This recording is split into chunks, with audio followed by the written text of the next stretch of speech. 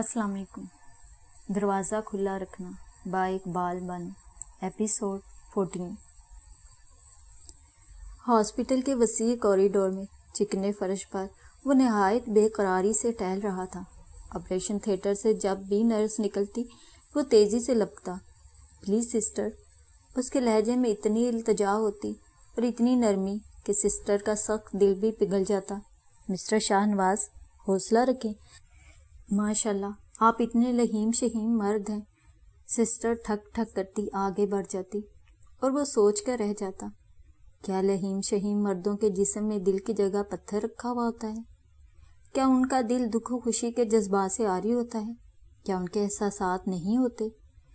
ये सारे सवाल उसके दिल के समंदर में उभरते डूबते रहते, मगर लब बंद रहते।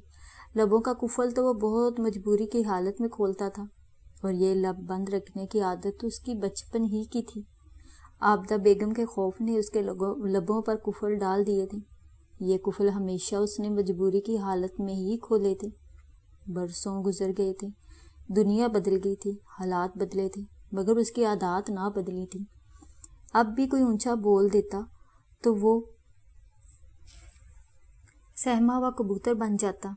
जो भी करख्त आवाज में बोलता उसे लगता जैसे आबदा बेगम बोल रही हूँ। वो आबदा बेगम के लहजे मार के हसास से खुद को अब तक ना निकाल सका था।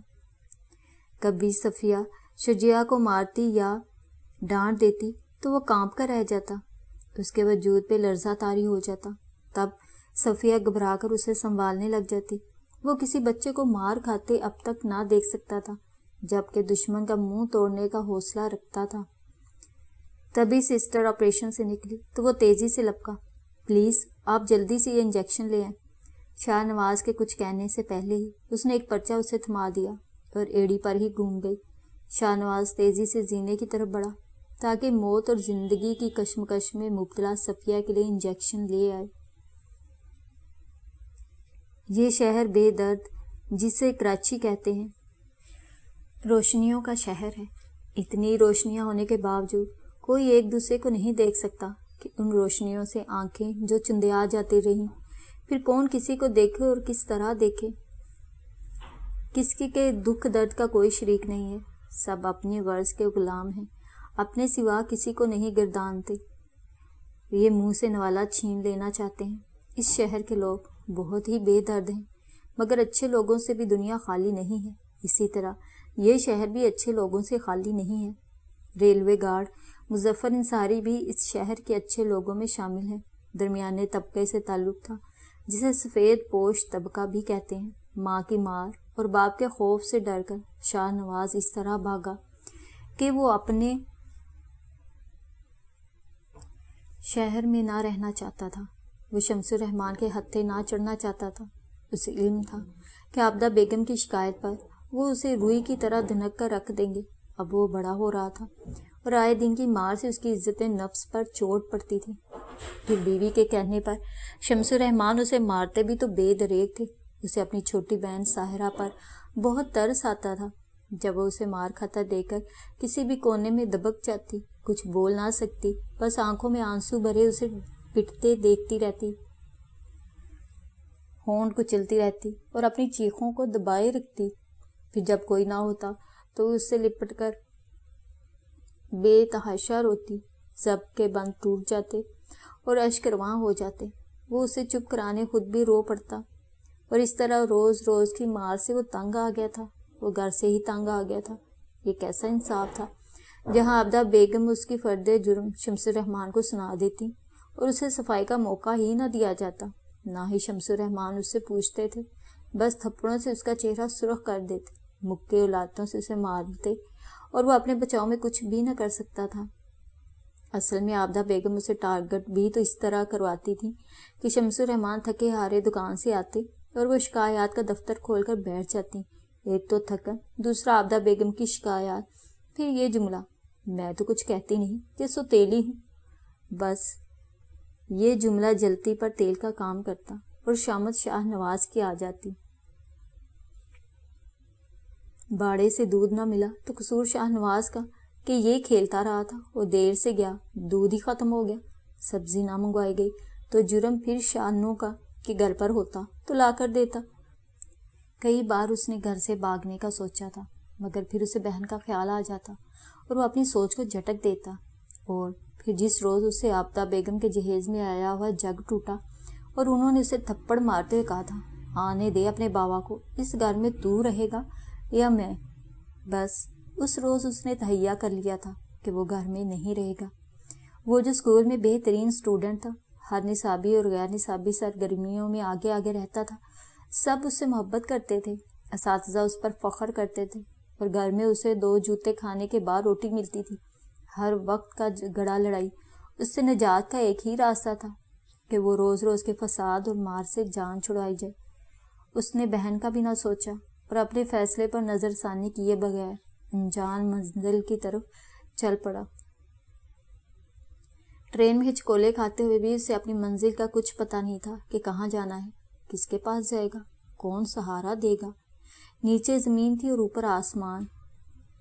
مارے بھوکے اسے لگ رہا تھا جیسے کوئی اس کے دل کی دیواروں کو کھرچ رہا ہو، مگر مارے شرم کے وہ کسی سے کہہ بھی نہیں سکتا تھا۔ مظفر انصاری کتنی ہی دیر سے اس سہمے سہمے سے لڑکے کو دیکھ رہے تھے جو نہایت خوف زدہ سا لگ رہا تھا۔ بار بار خشک ہونٹوں پر زبان پھیر کر انہیں گیلا کر لیتا۔ وہ اپنی سیٹ سے اٹھے اور آہستہ آہستہ چلتے ہوئے اس کے قریب راہداری میں چلے آئے اور سمٹ کر انہیں راستہ دینے لگا۔ وہ یہی سمجھا کہ شاید وہ ٹوائلٹ جانا چاہ رہے، اور بالکل ہی وہ قریب ہی دروازے کے پاس بیٹھا تھا۔ ٹرین اپنی پوری رفتار سے دوڑی چلی جا رہی تھی۔ مظفر انصاری نے اس کے کندھے پر ہاتھ رکھ دیے۔ اکیلے ہو؟ وہ کچھ نہ بولا، بس انہیں دیکھا گیا۔ کہاں جاؤ گے؟ کس کے پاس جانا ہے؟ وہ اس سے سوال کر رہے تھے اور وہ پریشان تھا کہ یہی سوال تو اب تک خود سے کرتا آیا تھا، جن کا اسے کوئی بھی جواب نہ ملا تھا۔ بیٹا بتاؤ نا، کہاں جاؤ گے؟ ان کے لہجے میں شہد گھلا ہوا تھا۔ پتہ نہیں، اس کے لب کانپے۔ گھر سے بھاگے ہو؟ بھاگا نہیں، بھگایا گیا ہوں، شاہ نواز نے ہمت کر کے کہا۔ کس نے بھگایا ہے تمہیں؟ ماں نے۔ ستیلی ماں نے؟ وہ پوچھ بیٹھے۔ شاہ نواز سر ہلا کر رہ گیا اور مظفر انصاری طویل سانس لے کر رہ گئے۔ وہ سمجھے تھے کہ برے دوستوں کی صحبت میں رہ کر شاید وہ بھاگا ہے، مگر یہ تو ستیلی ماں کا ستایا ہوا تھا۔ انہوں نے اس کا بازو تھاما اور کہا، اٹھو، میرے پاس بیٹھو۔ وہ جی میرے پاس ٹکٹ نہیں ہے۔ ابھی بن جائے گا ٹکٹ بھی، تم اٹھو تو صحیح۔ مظفر انصاری نے کہا اور اسے لیے ہوئے اپنے کوپے میں آ گئے۔ یہ کون ہے؟ ایک خاتون جو سیٹ پر درار رسالہ پڑھنے میں مصروف تھی، حیرت سے اسے دیکھتے ہوئے مظفر انصاری سے پوچھنے لگی۔ بچہ ہے؟ وہ تو بچہ مجھے بھی دکھ رہا ہے، مگر ہے کون؟ یہ تو مجھے بھی نہیں معلوم۔ تم نہیں جانتے؟ آج کل کے بچے بھی بہت چلتر باز ہیں، کہانیاں ایسی گڑھتے ہیں کہ دل پارا پارا ہو جاتا ہے۔ مگر اس نے کوئی کہانی نہیں گڑھی، بس مجھے یہ اچھا لگا، میں اسے یہاں لے آیا۔ وہاں ہوا میں بیٹھا تھا،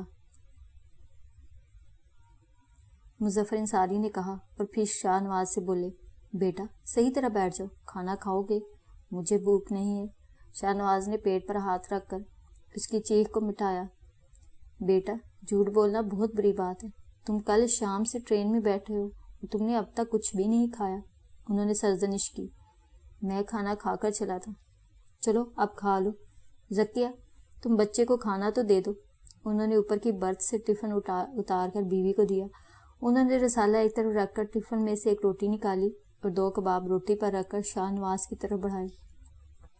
میرے ہاتھ گندے ہیں، ہاتھ دھوؤں گا۔ شانو نے اپنے ہاتھوں کی طرف دیکھا جو بہت خراب ہو رہے تھے۔ پھر مظفر انصاری نے اسے صابن اور تولیہ دیا کہ وہ ٹوائلٹ میں جا کر ہاتھ منہ دھو سکے۔ کسی اچھے گھرانے کا لگتا ہے، کتنا تمیزدار ہے، ہاتھ دھوئے بغیر کھانا نہیں کھا رہا۔ ہم اسے اپنے ساتھ نہ لے چلیں؟ تم تو ہر ایک پر جلد اعتبار کر لیتے ہو مظفر، ذکیہ نے کہا۔ گھر سے بھاگا ہوا لگتا ہے کیا؟ پتہ نہیں کیا کچھ لے کر بھاگا ہو، کل کو پولیس کچہری کے چکر لگاتے پھرو گے۔ اس کے پاس کچھ بھی نہیں تھا، جب ٹرین میں چڑھا تھا میں نے خود دیکھا تھا، وہ اعتماد سے بولی۔ تبھی شاہ نواز ہاتھ منہ دھو کر آ گیا تو وہ دونوں خاموش ہو گئے۔ وہ بھوکا تو تھا ہی، جلدی جلدی کھانا کھانے لگا اور مظفر انصاری اسے دیکھنے لگے۔ مظفر انصاری محکمہ ریلوے میں گارڈ تھے۔ ان کے 2 بیٹے ظفر اور اظہر تھے اور 2 ہی بیٹیاں تھیں، عطیہ اور صفیہ۔ ظفر FSC کر رہا تھا اور اظہر میٹرک میں تھا۔ عطیہ 8ویں میں تھی اور صفیہ 6 میں تھی۔ چھوٹی سی فیملی تھی اور مظفر انصاری بہت ہی متین اور حلیم شخصیت کے مالک تھے۔ ان کے بچے بھی انہی جیسے بہت نرم خو تھے۔ والدین کا احترام ان کی سرشت میں شامل تھا۔ اس لیے مظفر انصاری جب شاہ نواز کو اپنے ساتھ گھر لائے ان کے کسی بچے نے بھی اعتراض نہ کیا تھا۔ اظہر تو بہت ہی خوش تھا کہ ان کے ابا شاہ نواز کو لائے تھے۔ انہوں نے بچوں کو شاہ نواز کے بارے میں یہی بتایا تھا کہ یہ ان کے دوست کا بیٹا ہے جسے وہ پڑھنے کی غرض سے گاؤں سے لے کر آئے ہیں کہ گاؤں میں مڈل سے آگے اسکول نہیں تھا اور شاہ نواز کو پڑھنے کا شوق تھا، اس لیے وہ اسے لے آئے ہیں۔ وہ اپنے بچوں کے سامنے شاہ نواز کو احساس کمتری کا شکار نہ ہونے دینا چاہتے تھے۔ انہیں یہ معصوم اور سہما ہوا بچہ بہت پسند آیا تھا۔ پھر دوسری بات یہ تھی کہ شاہ نواز نے انہیں سب کچھ سچ سچ بتا دیا تھا اور یہی کہا تھا، میں وہاں نہیں جاؤں گا جی، تم نے بہن کو بھی چھوڑ دیا، بہن سے ملنے تب جاؤں گا جب کچھ بن جاؤں گا۔ اس نے ایک عزم سے کہا تھا۔ مظفر انصاری کو اس کی یہ بات بہت پسند آئی۔ وہ اسے اس شہر کے دست میں تنہا نہیں چھوڑ سکتے تھے کہ بہت بے درد شہر تھا۔ پتہ نہیں بچہ غلط ہاتھوں میں چلا جائے، وہ ساری عمر ضمیر کی مار سہتے رہیں کہ ضمیر جو انسان کے اندر کا منصف ہوتا ہے بہت تاک تاک کا نشانے باندھتا ہے کہ روح تک میں شگاف پڑ جاتے ہیں۔ مظفر انصاری ضمیر کے ہار نہیں سہ سکتے تھے، اس لیے انہوں نے شاہ نواز کو اپنی فیملی میں شامل کر لیا تھا۔ چند روز ہی وہ ان کی فیملی کا فرد بن گیا تھا۔ ذکیہ بھی اس سے بہت محبت کرتی تھی، ان کے ساتھ وہ ہر کام کرواتا تھا، صفیہ اور عطیہ کو پڑھاتا بھی تھا۔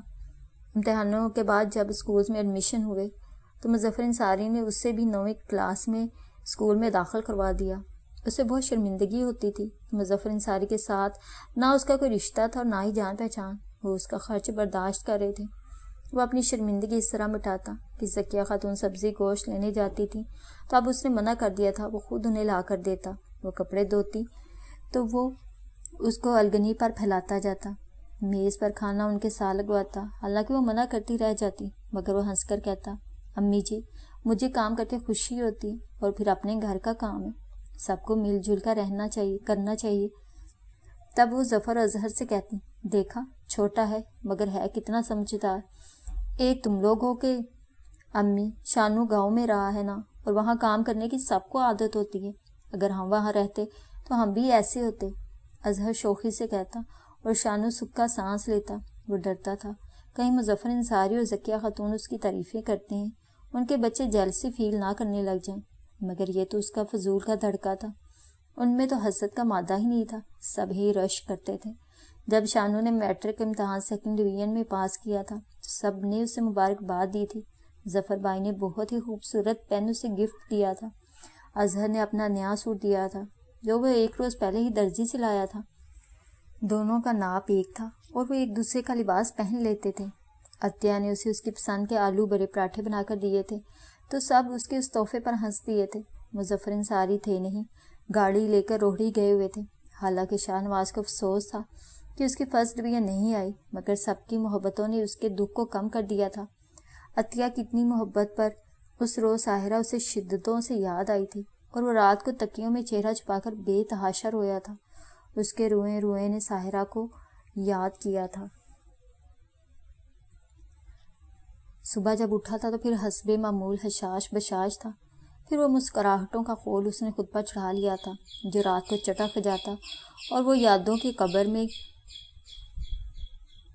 گر جاتا تھا، مگر دن میں وہ خود کو نہایت مطمئن اور خوش پاتا۔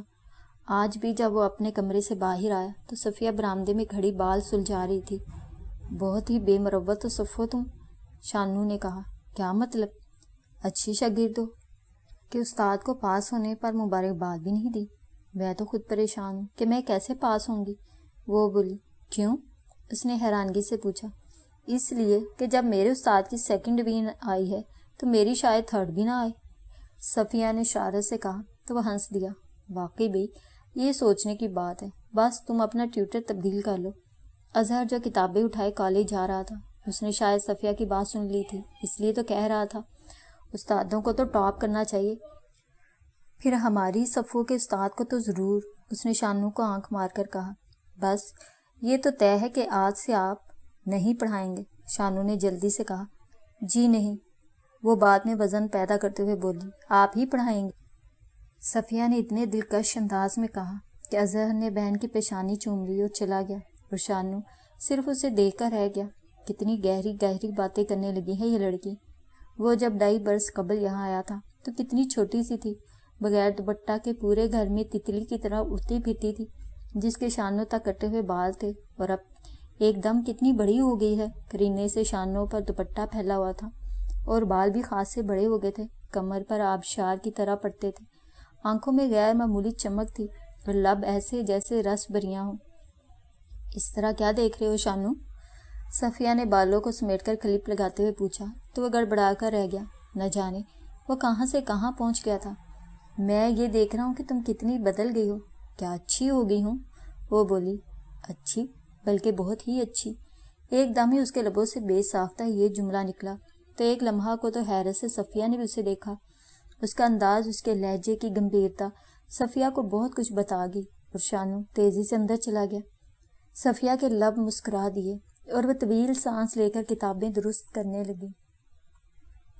او میاں شانو، تم نے تو اپنی پناہ گاہ میں ہی مورچہ لگا دیا۔ اگر اس نے باپ بھائی کو بتا دیا تو یہ پناہ گاہ بھی چھن جائے گی، پھر کیا کرو گے؟ وسوسے سے مختلف شکلیں بنا کر اسے ڈرا رہے تھے، اور وہ پریشان ہو رہا تھا۔ میں صفیہ سے معافی مانگ لوں گا، کہہ دوں گا مذاق کیا تھا میں نے۔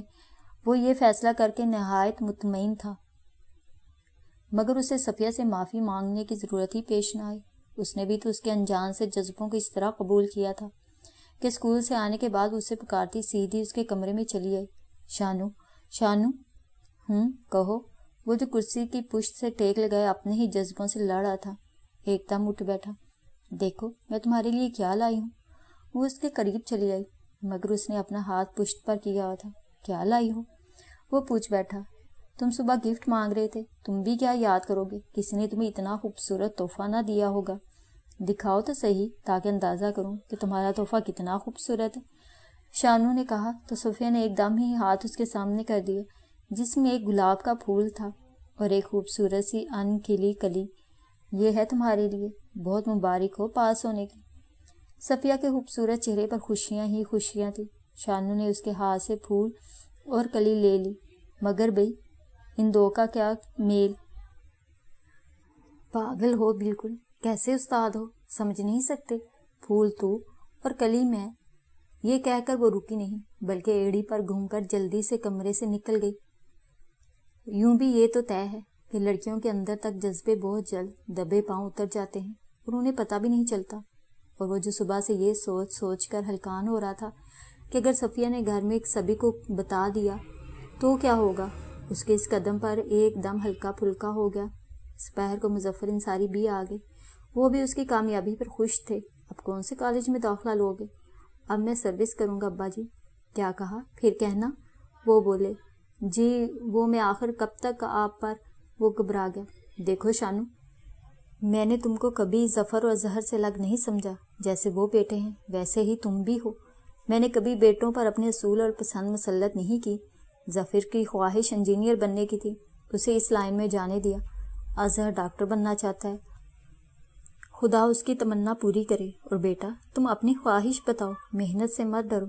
میں محنت سے نہیں ڈرتا ابا جی، بس تم محنت کرو، اجر تمہیں ملے گا، تم نے کالج میں پڑھنا ہے۔ انہوں نے حتمی فیصلہ سنا دیا۔ ابا جی پھر میں آپ کا خواب بنوں گا، آپ جو چاہیں گے وہی بنوں گا، میری مہار آپ کے ہاتھ میں ہے، مجھے خود آپ منزل پر پہنچائیں۔ شانو نے ان کا ہاتھ تھام کر آنکھوں سے لگا لیا۔ چلو تم FSC تو کرو، پھر دیکھیں گے، جو آپ کی مرضی۔ اس نے مظفر انصاری کے کندھے سے سر ٹکا دیا، اور مظفر انصاری کی خوشی اور خواہش کو شاہ نواز نے اپنی خوشی جانا، ان کی خواہشوں کو اپنی خواہش سمجھا۔ تبھی تو FSC کے بعد اس نے آرمی میں کمیشن لے لیا، کہ یہ بھی مظفر انصاری کی خواہش تھی، سب سے بڑھ کر صفیہ کی تمنا تھی۔ جب وہ ٹریننگ کے لیے گیا تھا تو ذکیہ خاتون اس سے لپٹا لپٹا کر روتی تھی۔ عطیہ نے اسے امام ضامن باندھ کر ڈھیروں دعائیں دی، اور صفیہ بس اسے نم آنکھوں سے دیکھ رہ گئی تھی۔ آنکھوں ہی آنکھوں میں اس نے کہا تھا، ہم انتظار کریں گے تمہارا۔ یہ سب اس کے اپنے نہ ہوتے ہوئے بھی اپنے تھے، گزرے 5 برسوں میں انہوں نے کبھی اسے غیر نہ سمجھا تھا۔ اس کی ہر خواہش کو بن کہے پورا کرنے والے مظفر انصاری اسے ٹرین پر چڑھانے آئے تھے۔ اظہر اور ظفر بھی اسٹیشن پر موجود تھے۔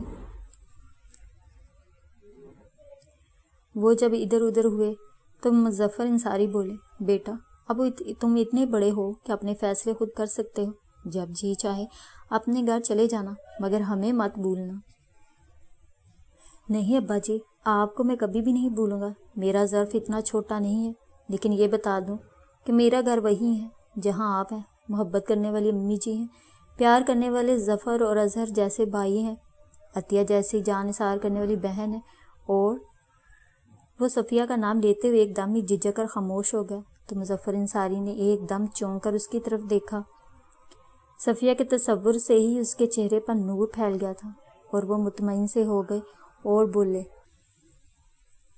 ہاں یہ گھر بھی تمہارا گھر ہے، مگر وہ بھی تمہارا گھر ہے جہاں تمہارے والدین ہیں، بہن ہے۔ ابا جی پتہ نہیں کیا بات ہے، اس گھر کا تصور کرتے ہی میرے رونگٹے کھڑے ہو جاتے ہیں، پھر وہاں سوائے میری بہن کے میرا ہے ہی کون؟ ایسا نہیں کہتے بیٹا، غلط تو نہیں کہہ رہا میں، آپ کو کیا پتا، آپ سے چپکے چپکے کتنا عرصہ تک میں اخبارات میں تلاش گمشدہ کے اشتہارات دیکھتا رہا تھا کہ شاید ابا میاں کو میری یاد آ گئی ہو، انہیں اپنی کوتاہیاں یاد آ گئی ہوں، شرمندہ ہوں، مگر ایسا نہیں ہوا تھا۔ میں منتظر رہا، لیکن ان کی طرف سے تحریری بلاوا بھی نہ آیا۔ تب میں نے خود کو آپ کی پناہ میں دے کر محفوظ کر لیا۔ جاؤں گا ضرور اپنی بہن سے ملنے، بلکہ اسے لیے آؤں گا اپنے ساتھ ہی، مجھے امید ہے کہ آپ اس سے بھی محبتیں دیں گے، شاہ نواز نہایت دھیمے دھیمے لہجے میں عقیدت سے کہہ رہا تھا، اور وہ سر ہلا رہے تھے۔ تبھی ٹرین نے آخری وسل دی اور ساتھ ہی ٹرین رینگنے لگی۔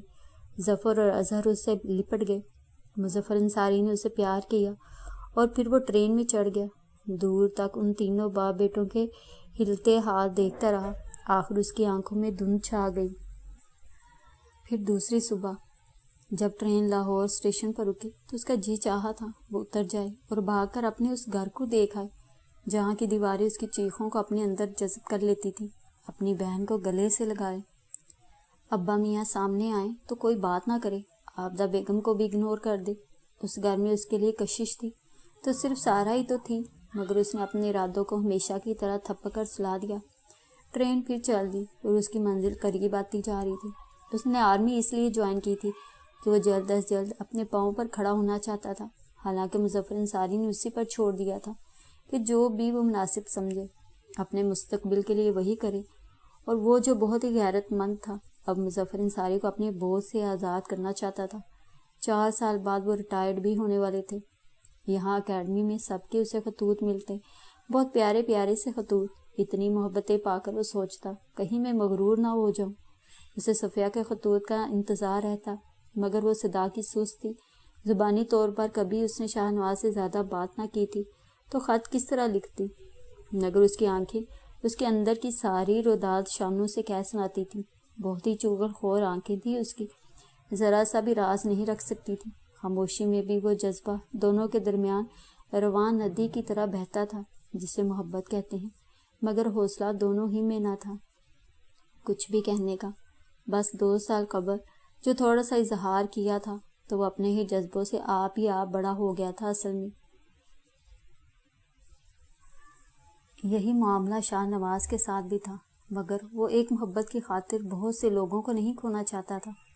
پھر ایک دم ہی عطیہ کی شادی کے ہنگامے جاگ اٹھے، بہت سے خطوط آئے۔ شاہ نواز کو شادی میں شرکت کی پیشکش کی گئی، اور تو اور عطیہ نے اسے خود لکھا تھا کہ اگر وہ نہیں آئے گا تو وہ کبھی بھی اسے بات نہ کرے گی۔ یہ منی منی بہنیں مجبوریاں کیوں نہیں سمجھتی کہ وہ ٹریننگ کے دوران گھر نہیں جا سکتا تھا۔ اول تو ان دنوں وہ ایک پہاڑی علاقے میں تھا۔ جس روز عطیہ کی شادی تھی اس روز وہ ایک بڑے سے پتھر پر بیٹھا دونوں بازوں میں چہرہ چھپا کر بے تحاشا رویا تھا۔ وقت مزید آگے بڑھا تو پاسنگ آؤٹ پریڈ کے بعد اسے 2nd لیفٹیننٹ کا رینک بھی ملا۔ اس کی پوسٹنگ پشاور میں ہوئی۔ اس سے پہلے اسے جو 2 ہفتے کی چھٹیاں ملی تو وہ کراچی چلا آیا۔ سب اسے اچانک دیکھ کر بہت حیران ہوئے، اور حیران تو وہ بھی بہت ہوا تہمینہ ظفر کو دیکھ کر جو 2 ماہ قبل ہی اس گھر میں آئی تھی۔ مجھے شادی میں کیوں نہیں بلایا ظفر بھائی؟ ہمیں علم تھا کہ تم نہ آ سکو گے، پھر رو گے جیسے عطیہ کی شادی پر روئے تھے، مظفر انصاری بولے۔ یعنی میں نے خط میں لکھ کر مصیبت مول لے لی؟ وہ چہکا مگر روٹھے روٹھے لہجے میں بولا، ابا جی زیادتی کی ہے آپ لوگوں نے۔ بیٹا، اولاد والدین پر کبھی زیادتی نہیں کرتے۔ سوری ابا جی۔ وہ شرمندہ ہو گیا تھا اور مظفر انصاری نے اسے سینے سے لگا لیا تھا۔ وہ اتنے محبت کرنے والے لوگوں کو بھلا کس طرح کہہ سکتا تھا کہ انہوں نے اس کے ساتھ زیادتی کی ہے؟ پھر تو 2 ہفتوں کا پتہ بھی نہ چلا کس طرح گزر گئے۔ تہمینہ ظہر میں اور شانوں میں کوئی فرق بھی محسوس نہ کرتی تھی۔ عطیہ بھی اپنے شوہر احتشام کے ساتھ آئی تھی اور جب تک وہ رہا تھا میکے ہی میں رہی تھی، البتہ وہ صفیہ انصاری جو شانوں کے دل کا خواب تھی، اس کے دل کی دھڑکن تھی۔ وہ انگلش میں آنرز کر رہی تھی، صبح سے یونیورسٹی جاتی تو دوپہر کو لوٹتی تو اپنے کمرے میں بند ہو جاتی۔ پتہ نہیں وہ کیوں شاہ نواز کا سامنا کرنا پسند نہ کرتی تھی اور وہ اپنے دل کی حقائقیں اسے بتانے کے لیے بے چین تھا، مگر وہ تو دور ہی کی ہوا تھی، بس اسے چھو کر گزر جاتی تھی۔ شانو نے پشاور جانا تھا اور جانے میں صرف 2 روز رہ گئے تھے۔ اس روز وہ دل کے ہاتھوں مجبور ہو کر یونیورسٹی چلا آیا۔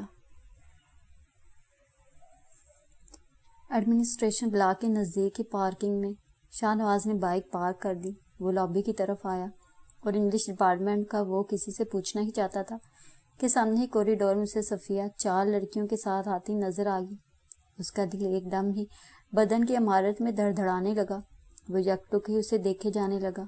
سرخ پھولوں والے پیلے سوٹ میں اس کا دراز قد نمایاں تھا، سرخ دوپٹہ شانوں پر نفاست سے پھیلا ہوا تھا اور سینے سے فائل لگائے کندھے پر بیگ لٹکائے وہ ان لڑکیوں سے باتیں کرتی ہوئی ادھر ادھر سے بے نیاز چلی آ رہی تھی۔ جوں جوں وہ شاہ نواز کے قریب آ رہی تھی، دوسرے لفظوں میں فاصلہ سمٹ رہا تھا۔ شاہ نواز کے دل کی دھڑکن مزید بڑھ رہی تھی، حتیٰ کہ وہ اپنے دل کو کانوں میں دھڑکتا محسوس کر رہا تھا۔ چند ساعتوں کے بعد وہ شاہ نواز کے بالکل ہی قریب آ گئی۔ بس وہی لمحہ تھا جب اس نے اپنے وجود کی تمام تر ہمتوں کو مجتمع کیا اور قدم آگے بڑھاتے ہوئے بولا، ایکسکیوز می۔ صفیہ نے اسے دیکھا۔ اس کے چہرے پر اتنی ملتجی کیفیت تھی کہ صفیہ کا دل پسیج کر رہ گیا۔ چلو نا صفیہ، اس کی ساتھی لڑکی نے کہا۔ تم لوگ چلو، میں آتی ہوں، صفیہ نے کہا۔ کیوں، کوئی خاص بات ہے؟ ارے ملو ان سے، یہ میرے کزن ہے شاہ نواز الرحمان۔ صفیہ نے ایک دم ہی اس کا تعارف کروایا۔ وہی ایک لڑکی نے آنکھ نچاتے ہوئے شوخی سے کہا تو صفیہ نے اسے گھور کر دیکھا اور شاہ نواز سمجھ گیا کہ ان لڑکیوں سے اس کا غائبانہ تعارف ہے، اور وہ تعارف کس قسم کا ہے یہ وہ بہتر طور پر جان سکتا تھا، محسوس کر سکتا تھا۔ اس کا دل مدر تان پر رقص کرنے لگا۔ شاہ نواز، یہ میری دوست ہے، رافعہ، عفت، تزئین اور مہوش۔ صفیہ جلدی جلدی ان لڑکیوں کا تعارف کروانے لگی۔ سچ بہت خوشی ہوئی آپ سے مل کر، رافعہ نے کہا۔ واقعی؟ شاہ نواز کے خمیدہ لبوں پر مسکراہٹ گہری ہو گئی۔ شک کی وجہ تو معقول ہے کہ لوگ ایک گھر میں بھی رہتے ہوئے نہیں ملتے، شاید انہیں خوشی نہیں ہوتی ہمارے آنے کی۔ شاہ نواز نے صفیہ کی طرف دیکھے بغیر کہا، اور آپ ان لوگوں سے ملنے کے لیے یونیورسٹی کا رخ کرتے ہیں؟ شریر تزئین معاملے کی تہہ تک پہنچ گئی تھی۔ کیا کریں؟ یہ کریں کہ آپ لوگوں سے ملیں اور ہم چلے کیفیٹیریا۔ صفو، تم وہیں آ جانا فارغ ہو کر، رافعہ نے کہا، اور پھر وہ چاروں رکی نہیں، آگے بڑھ گئی اور وہ دونوں حیران ششدر رہ گئے۔ تبھی ایک دم ہی تزئین پلٹ کر آئی اور بولی، wish you good luck Shah Nawaz الرحمان۔ پھر وہ جس تیزی سے آئی تھی اسی تیزی سے چلی بھی گئی اور شاہ نواز مسکرا دیا۔ پھر صفیہ سے بولا، چلو۔ کہاں؟ صفیہ نے پوچھا۔ یہاں کہیں بیٹھنے کی جگہ نہیں ہے جہاں تنہائی ہو؟ ہے، اور سب سے بہتر جگہ لائبریری میں ریڈنگ روم ہے، صفیہ نے بتایا۔ تو وہیں چلو۔ مگر کیوں؟ تم سے بات کرنی ہے، شانو نے کہا۔ بہت جلدی خیال آ گیا۔ صفیہ کا لہجہ شکوے کی برسات سے بھیگا ہوا تھا۔ حیا کے بارے نظریں جھکی جھکی جیسے ملے ہیں وہ، مگر اس طرح اجنبی جیسے۔ شاہ نواز کے دل کی تہوں میں یہ شعر ابھرا مگر لبوں پر نہ آ سکا۔ چلیں، لوگ دیکھ رہے ہیں۔ صفیہ نے قدم بڑھایا تو شاہ نواز کو لگا جیسے دولت کو نیند مل گئی ہو۔ ریڈنگ روم کے آنے تک انہوں نے کوئی بھی بات نہ کی، دونوں ہی اپنی اپنی سوچوں میں گم تھے۔ صفیہ نے کونا منتخب کیا اور دونوں ٹیبل پر آمنے سامنے بیٹھ گئے۔ لمحے دھیرے دھیرے گزرنے لگے۔ دونوں طرف ہی ایک بے نام سے خاموشی تھی اور دلوں میں جوار باٹا آیا ہوا تھا۔ شاہ نواز صفیہ کے جھکے ہوئے چہرے کو تکے جا رہا تھا اور اسے لگ رہا تھا جیسے اس کی آنکھوں میں روشنی بڑھتی جا رہی ہو۔ صفیہ کا وجود اس کے لیے روشن قندیل ہی تو تھا۔ وقت تھا کہ گزرتا جا رہا تھا، ساعتیں جگنوں کی طرح جھلمل کرتے ہوئی دور ہوتی جا رہی تھی، مگر لبوں کے قفل نہ کھل رہے تھے۔ آخر شاہ نواز نے لمحوں کو اوک میں لیتے ہوئے کہا، صفو فرمائیے۔ وہ سر جھکائے جھکائے بولی، کیا تم میرے آنے سے خفا ہو؟ میں کون ہوتی ہوں خفا ہونے والی؟ تمہیں پتہ نہیں شاید، یا انجان ہو۔ وہ بولا، کس سے؟ اس نے نظریں اٹھا کر شانو کو دیکھا۔ یہی کہ تم تو میرا سب کچھ ہو۔ جی؟ صفیہ کے لہجے میں حیرت تھی۔ ہاں صفو، مجھے یہ کہنے میں کوئی آر نہیں کہ میرے خوابوں اور خیالوں میں جس لڑکی کا گزر ہے وہ صرف تم ہو۔ تبھی مجھے ایک خط بھی نہیں بھیجا، پورے گھر کے نام خطوط بھیجے۔ شکوہ کیا گیا۔ او ہو، تو یہ بات ہے۔ شاہ نواز کے ہونٹوں پر مسکراہٹ پھیل گئی۔ یعنی جیسے میرا تو اس گھر میں وجود ہی نہیں، کبھی سلام تک نہیں لکھا کسی کے بھی خط میں۔ وہ بچوں کی طرح شکوے کر رہی تھی۔ واقعی تم پر تو یہ بہت ستم ہوا، مگر میں نے خطوط تو لکھے تھے تمہیں، جھوٹ نہ بولیں۔ یقین کرو صفو، رات کی تنہائیوں میں جب بھی تمہارا تصور آیا، میں نے تم سے ڈھیروں باتیں کی، ایسی باتیں جو میں خود سے بھی نہیں کر سکتا۔ صفحوں کے صفحے لکھ ڈالے، دل کی حقائقیں تحریر کی، مستقبل کے پلان کیے، مگر کیا؟ افسوس کہ وہ خط پوسٹ نہ کر سکا۔ شاہ نواز نے کرسی کی پشت سے ٹیک لگاتے ہوئے کہا، اور پتہ ہے میں روز انتظار کرتی تھی خط کا۔ صفیہ نے بتایا۔ تو تم مجھے لکھ دیتی کوئی نامہ؟ وہ اسے محبت پاش نظروں سے دیکھتے ہوئے بولا، کیوں مجھے اتنی گری ہوئی سمجھا ہے؟ پھر میں نے سوچا کہ جو بندہ تعلق نہ رکھنا چاہے دستک نہیں دینی چاہیے۔ بہت غلط سوچ ہے تمہاری۔ تمہیں کیا پتا کہ شاہ نواز کو تمہاری دستک کا کس قدر انتظار تھا۔ جھوٹ مت بولے۔ میں تو جھوٹ کبھی نہیں بولتا۔ پھر بھلا کوئی خود سے بھی جھوٹ بولتا ہے؟ شاہ نواز نے شکوہ کناں نظروں سے اسے دیکھا۔ میں اعتبار نہیں کر سکتی۔ صفیہ کو بھی اسے ستانے میں مزہ آ رہا تھا کہ اس نے بھی تو اسے بہت ستایا تھا، اتنا طویل ہجر دیا تھا کہ اس کی محبت کی ناؤ اس ہجر کے طوفان میں گری ہوئی تھی، اور اسے علم نہ تھا کہ اس ناؤ کے مقدر میں ساحل ہے یا نہیں۔ کس طرح اعتبار لاؤں تمہیں؟ وہ جو کسی نے کہا ہے کہ کبھی کبھی تو بہت بے قرار کرتا ہے، رفاقتوں میں نئے اعتبار کا موسم۔ شاہ نواز کا لہجہ ٹوٹا ہوا تھا۔ صفیہ کو لگا جیسے کانچ ٹوٹ گیا ہو۔ اس سے شاہ نواز پر ترس آنے لگا۔ آپ کو یہ علم نہیں کہ اعتبار لایا نہیں جاتا، بلکہ دوسرے بندے کو خود بخود ہی آ جاتا ہے، صفیہ نے کہا۔ تو شاہ نواز دیکھتے رہ گئے۔ تو اس کا مطلب ہے کہ تمہیں مجھ پر اعتبار نہیں آیا ابھی تک؟ شاہ نواز کی آنکھوں میں شکوے ہلکورے لے رہے تھے۔ صفیہ نظریں چرانے لگی۔ کبھی کبھی وہ سوچا کرتی تھی، جب شاہ نواز آئے گا تو اس سے ڈھیروں شکوے کرے گی، اس کی بے رخی کا شکوہ، کج ادائیوں کا شکوہ، روٹھی رہے گی اور وہ منائے گا تب بھی نہ مانے گی۔ مگر ایسا تو نہ ہوا تھا۔ وہ سامنے آیا تھا تو سارے شکوے بھول گئی تھی، کچھ بھی تو یاد نہ رہا تھا، جملے ہی ترتیب میں نہ آ رہے تھے۔ البتہ وہ شانو سے روٹھی ضرور تھی، اتنے دنوں سے وہ گھر آیا ہوا تھا اور اس نے اس سے بات تک نہ کی تھی، یہ بھی اس کی خفگی کا انداز تھا۔ جب بھی شانو کے سامنے آتی تو وہ شکوہ کناں نظروں سے اسے دیکھتا، اس کی آنکھوں میں تحریر ہوتا، تم مجھ سے بات کیوں نہیں کرتی؟ اور صفیہ اس کی نظروں کی تحریر پڑھ کر بھی انجان بن جاتی۔ وہ چاہتی تھی کہ شانو لبوں سے یہی بات کہے تاکہ سند رہے۔ وہ جذبوں کو زبانی سننا چاہتی تھی اور بہت مضبوط رکھا تھا اس نے خود کو، شانو کو جھکا لیا تھا۔ تبھی تو وہ بے قرار ہو کر یونیورسٹی آ گیا تھا کہ گھر میں اس سے بات کرنے کا موقع ہی نہ ملتا تھا۔ یوں بھی وہ یونیورسٹی سے آ کر کمرے ہی میں بند ہو جاتی تھی اور شانو اس کے کمرے کے بند دروازے کو حسرت بھری نظروں سے دیکھ کر رہ جاتا۔ گزرے 3 برسوں میں بے نام سی جھجک کی دیواریں اس کے راستے میں کھڑی ہو گئی تھی۔ وہ پہلے کی طرح بے دھڑک صفیہ کے کمرے میں نہیں جا سکتا تھا۔ وہ صفیہ تھی کہ دور کی ہوا ہی بنی رہتی تھی، اب بھی اس کے قریب بیٹھی تھی، مگر شانو کو لگ رہا تھا جیسے میلوں کے فاصلے پر ہو۔ صفو، یاد ہے جب میں اکیڈمی جا رہا تھا تم نے کیا کہا تھا؟ شاہ نواز نے بات کا سلسلہ پھر شروع کیا۔ کیا کہا تھا؟ مجھ سے انتظار کا وعدہ کیا تھا تم نے۔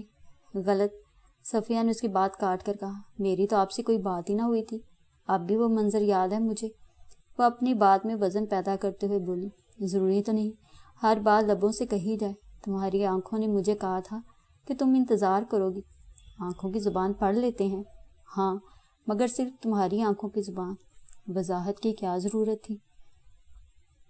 کہیں تم شک نہ کرو کہ شاہ نواز نے جملہ ادھورا چھوڑ دیا۔ اب ایسے بھی نہیں ہو۔ وہ ایک دم ہی بے تکلفی پر اتر آئی، پہلے کی طرح بے تکلف ہو کر بات کرنے لگی، اور شاہ نواز کے دل سے دکھوں کی سل سرکنے لگی، ذہن سے تفکر کے بادل چھٹنے لگے۔